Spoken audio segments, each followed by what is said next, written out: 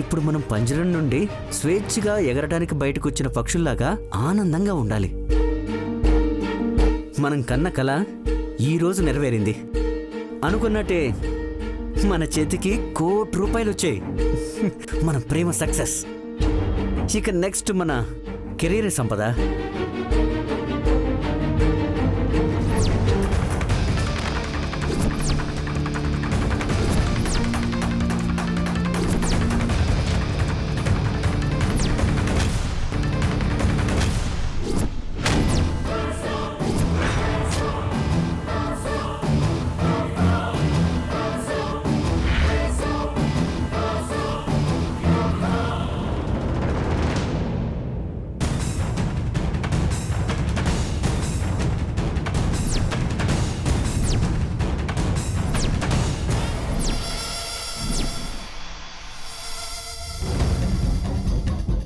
సిద్ధు, ఏంటివి? నాకు అర్థం కావట్లేదు శామ్.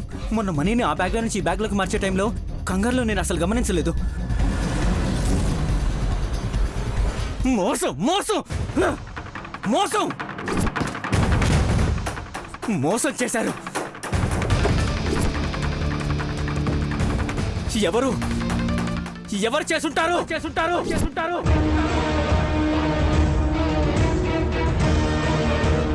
ఇంట్లో బీరువాలు భద్రంగా ఉన్నాయి. ఇదిగో మార్తాళం.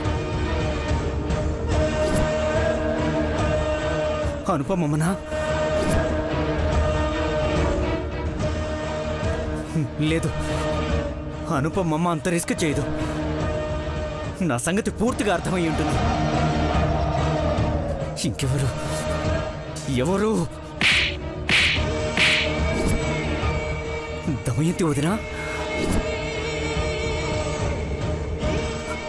నో, డబ్బు కోసం కకృతిపడి ఇంటి పరువు పోగొట్టుకోవడానికి సిద్ధపడదు. నన్ను మోసం చేసింది ఎవరు? ఎవరు? ఎవరు? ఎవరు?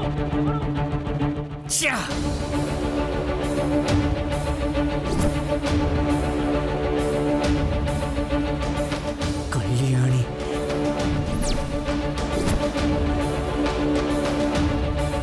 ఎస్, అదే ఆ రాక్షసే అయి ఉంటుంది. అది మాత్రమే ఇలాంటి పనులు చేస్తుంది. ఫస్ట్ నుంచి అది నన్ను దెబ్బ కొట్టాలని చూస్తుంది. ఖచ్చితంగా ఇది దాని పనే, దాని పనే, దాని పనే, దాని పనే, దాని పనే. ఎన్ని కలలు కన్నాను, లైఫ్ ఇలా ఉంటుంది అలా ఉంటుందని. అన్నిటినీ కాల్చి బూడిద చేసింది. దాన్ని చంపేయాలి. నన్నే మోసం చేస్తుందా? ఖచ్చితంగా దాని పనే. అయ్యో భగవంతుడా, గుడి మూసే వేళైంది. భగవంతుడా, గుడి మూసేయకుండా చూడు తండ్రి. పంతులు గారు, దగ్గరలో ఎక్కడో గుడున్నట్టుంది. ఎక్కడా? ఇలాగే ముందుకు వెళ్ళి ఎడం చేతి వైపుకి తిరిగితే అక్కడే చిన్న గుడి ఉంటుందమ్మా. కాకపోతే ఇప్పుడు దర్శనం లేదు. అవునా పంతులు గారు?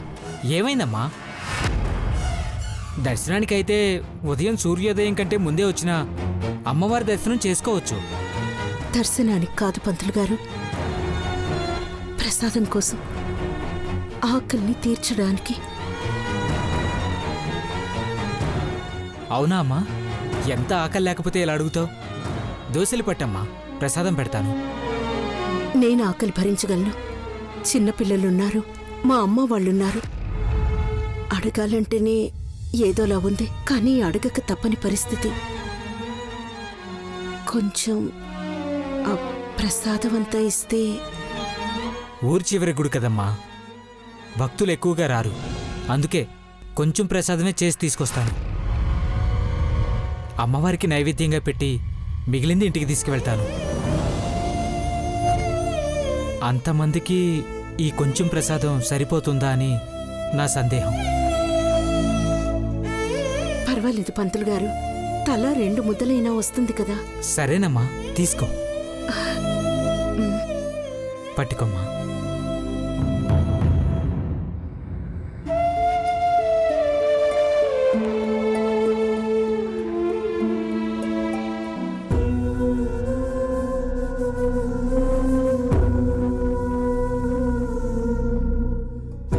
మిమ్మల్ని ఆ అమ్మవారే మా కోసం పంపించినట్టుంది పంతులు గారు. వెళ్ళొస్తాను.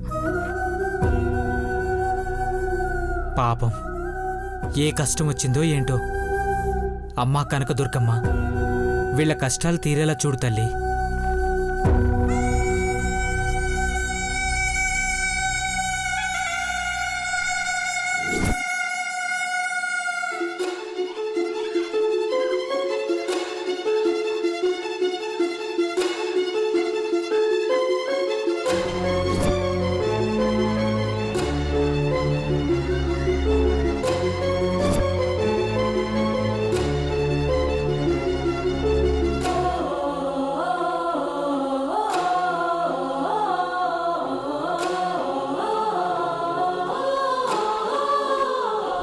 సంపద అంటే నాకు ప్రాణం. సంపద పక్కన ఎవరో లేకుండా ఎక్కడికి వెళ్ళనివ్వకండి.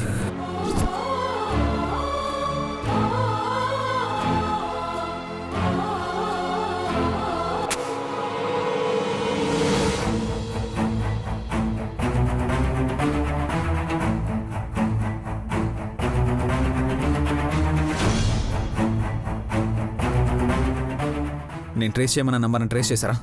వాళ్ళు ఎక్కడున్నారో తెలిసిందా? లేదు సార్, వాళ్ళు ఊరు దాటగానే ఫోన్ స్విచ్ ఆఫ్ చేశారు. ఏదో ఒక మూమెంట్లో ఫోన్ ఆన్ చేస్తారు. వాళ్ళు ఫోన్ ఆన్ చేయగానే ట్రేస్ చేసి వాళ్ళు ఎక్కడున్నారో నాకు చెప్పండి. అలాగే సార్.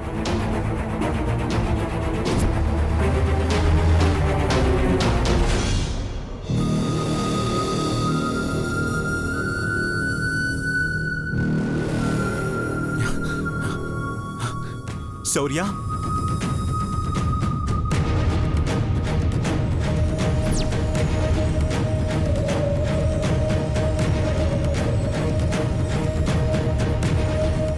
ఎలా ఉన్నావు శౌర్య? శౌర్య, అమ్మ వాళ్ళేరా? కళ్యాణ్ సిద్ధు ఎక్కడున్నారు? సిద్ధు ఎవరు? సిద్ధు ఎవరా? మావయ్యతోనే జోక్ చేస్తున్నావా? సిద్ధునే ఎవరో తెలియదన్నావంటే నా కూతురు కూడా ఎవరో తెలియదంటావేమో. అనేదేముంది? అసలు మీ కూతురు ఎవరు?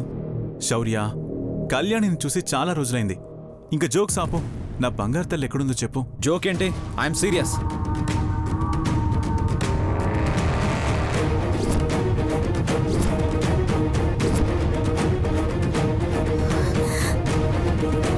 నాన్న వాయిస్ లా ఉంది. నాన్న వచ్చారా? అసలు ఎవరు మీ కూతురు? నాన్న, కళ్యాణి, ఆగక్కడ.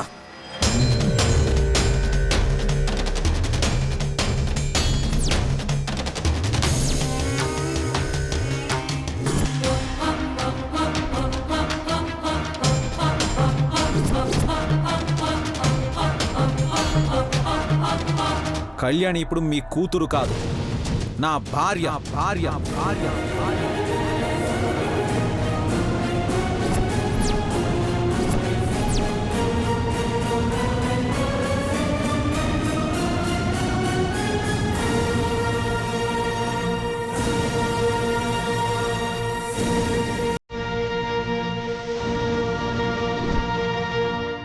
గోదావరి, కృష్ణ, ఇదిగోండి పులిహోర.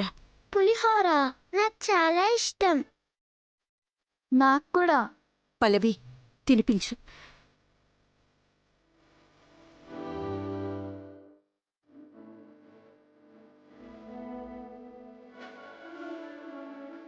తిన్. అమ్మా,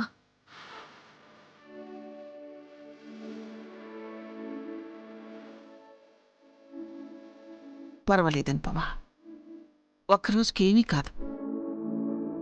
పిల్లలు మీరు కలిసి తినండి. పర్వాలేదు. తలా 2 ముద్దలు తినండమ్మా. సరే,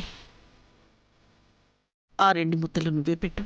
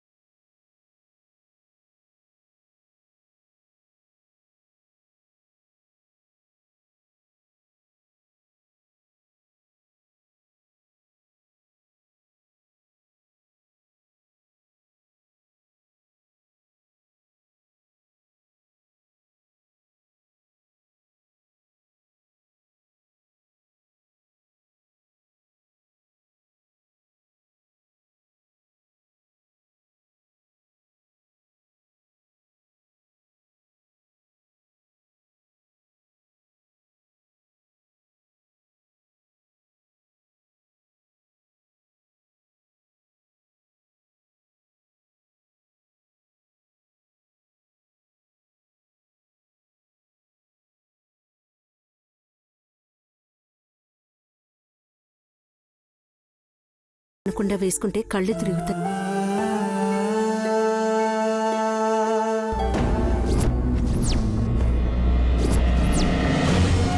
ఏమంటున్నావు శౌర్య? నాకేం అర్థం కావడం లేదు. కళ్యాణికి సిద్ధుకి కదా పెళ్ళి. కళ్యాణిని నీ భార్య అంటున్నావేంటి?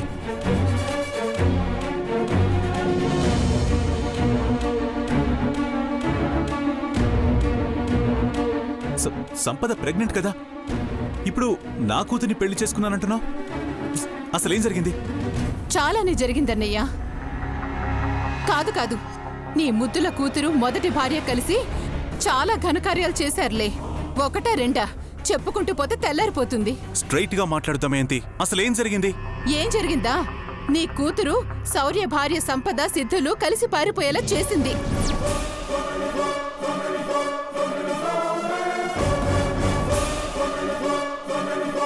సంపదని ఎంతలా మార్చేసిందంటే పుట్టిన బిడ్డని పురిట్లోనే వదిలేసి పారిపోయేంతలాగా మనసు మార్చేసింది.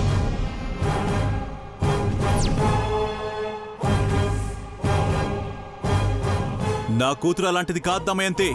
మా అన్న కూతురు కదా, పద్ధతిగా ఉంటుంది, మంచి బుద్ధులే వచ్చుంటాయి అనుకున్నాను. నీ కూతురు ఇంట్లో నడిపిన కథలన్నీ చూశాక అసలు కళ్యాణి నా అన్న కూతురేనా అనిపించింది.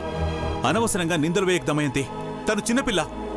నా మేనకోడల మీద నిందలేస్తే నాకేం వస్తుందన్నయ్యా?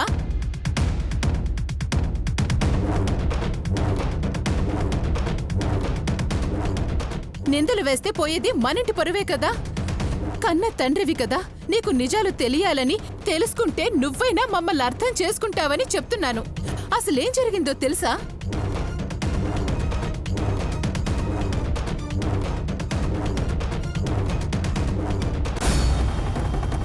నేను సిద్ధు లవర్స్ అని అందరికీ తెలియకూడదని, నేను అందరి ముందు చెడ్డదాన్ని కాకూడదని నువ్వు సిద్ధుతో కలిసి ప్రేమ నాటకం ఆడావు.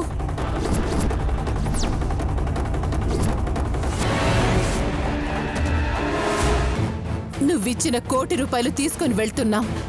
మా కోసం పెళ్లి పీటల దాకా పెళ్లిని తీసుకొచ్చి నీ జీవితాన్ని కూడా పణంగా పెట్టి మమ్మల్ని కలిపావు.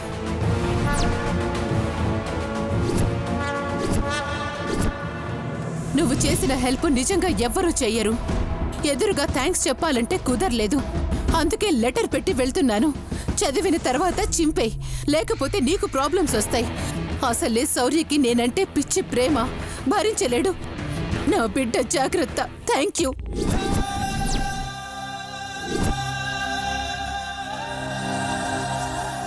అందుకే కళ్యాణి చేసిన తప్పుకు శిక్షగా నా బిడ్డకి ఆయాల వాడి ఆలనా పాలన చూసుకుంటూ కళ్యాణి ఇక్కడే పడి ఉంటుంది.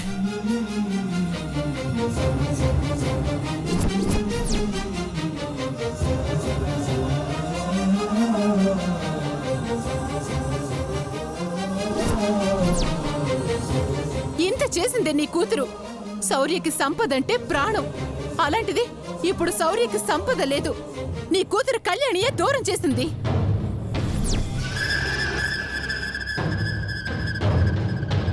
శౌర్య బిడ్డకి పాలివ్వడానికి, లాలించడానికి, ప్రేమగా చూసుకోవడానికి తల్లి లేదు.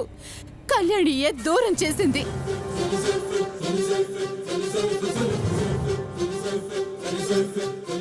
కళ్యాణి చేసిన పనులకి కోపం వచ్చి నా కొడుకు కళ్యాణి మెడలో తాళి కట్టాడు.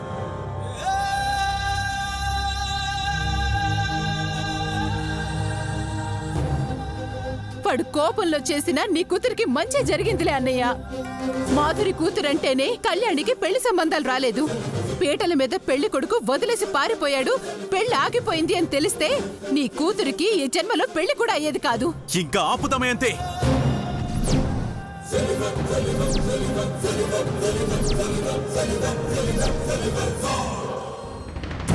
నువ్వు చెప్పిన మాటలు వింటుంది ఏం జరిగిందో తెలుసుకోవడానికి మాత్రమే. అంతేకాని నా కూతురు తప్పు చేసింది అంటే నమ్మి కాదు.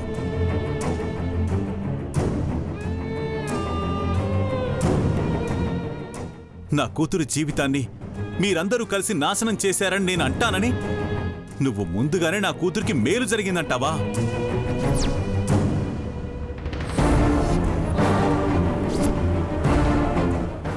నేను నీ మాట నమ్మను. అమ్మా నాన్నల మాటే నమ్ముతాను. పెళ్ళయి బాబున్న శౌర్య తాళి కడుతుంటే నా కూతురు జీవితాన్ని నాశనం చేస్తుంటే ఎలా చూస్తూ ఉండిపోయారని నిలదీస్తాను.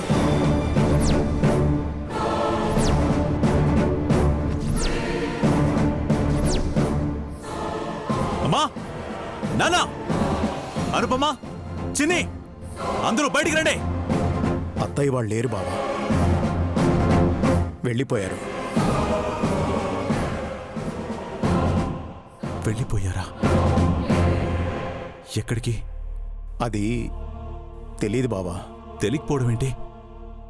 ఇంట్లో వాళ్ళు ఎక్కడికి వెళ్ళారో తెలియకపోవడం ఏంటి? ఇంటి నుంచి శాశ్వతంగా వెళ్ళిపోయారన్నయ్య. ఎక్కడికి వెళ్లారో తెలీదు.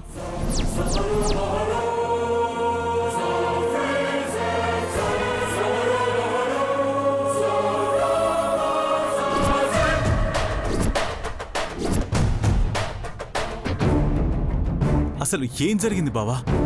మా ఇంటి నుండి మా అమ్మ వాళ్ళు వెళ్ళిపోవడం ఏంటి? కళ్యాణిని పెళ్లి చేసుకున్నాడని కోపంతో అమ్మ శౌర్యని మమ్మల్ని ఇంటి నుంచి వెళ్ళిపోమ్మంది. శౌర్యకి కోపం వచ్చి గతంలో మా దగ్గర అమ్మ అప్పు తీసుకున్న విషయం గుర్తు చేశాడు. ఈ ఇంట్లో తనకి హక్కుందన్నాడు. అమ్మకి పౌరుషం ఎక్కువ కదా, అందర్నీ తీసుకుని ఇంటి నుంచి వెళ్ళిపోయింది.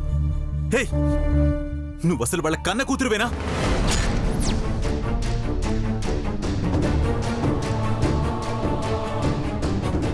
వయసు మీద పడ్డ తల్లిదండ్రుల్ని ఇంటి నుండి పంపించేస్తావా? ఈ వయసులో ఎక్కడికైనా వెళ్తారు, ఎక్కడైనా ఉంటారు.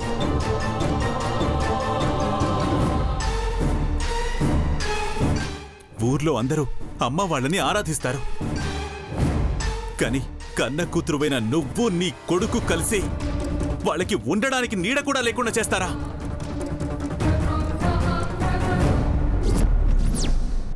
అసలు మీరు మనుషులా, రాక్షసులా?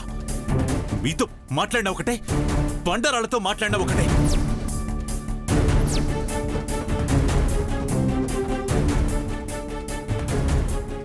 సార్, మీరే విన్నారు కదా, మా అమ్మ వాళ్ళు ఎక్కడికి వెళ్లారో తెలీదు. వాళ్ళని వెతకాలి. అందుకని ఈ ఒక్క రాత్రికి నాకు పర్మిషన్ ఇప్పించండి సార్. మా అమ్మ వాళ్ళు దొరకగానే మీతో వచ్చేస్తాను సార్. Please sir.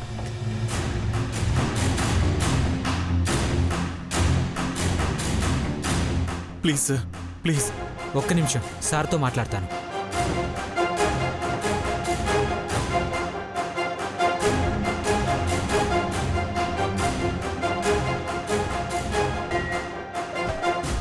పర్మిషన్ వచ్చింది. Thank you sir. త్వరగా పదండి.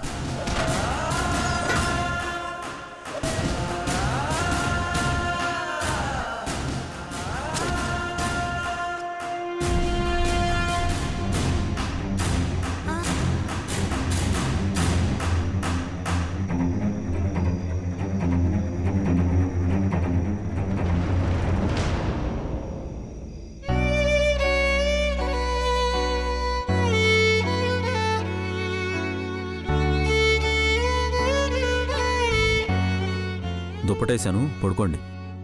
చాప మీద దుప్పటేసి ఏదో పరుపేసినట్టు చెప్తున్నారే. నీకోసం మంచం తయారు చేయించాలా ఏంటి? మనల్ని రోడ్డు పాలు చేసిన దమయంతి వదిన మటుకు పూల పాన్పు మీద పవలిస్తూ ఉంటుంది. చివరికి నన్ను కూడా కనికరించలేదు, చూసారా? అంతేగాని పిల్లల గురించి ఆలోచించవా? నోరు మూసుకుని పడుకో. చిన్ని, ఏంట మాటలు? మీరిలా అరుచుకుంటూనే ఉంటారా? అమ్మ వింటే బాధపడుతుంది.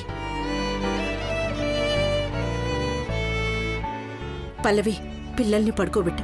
సరేనమ్మా.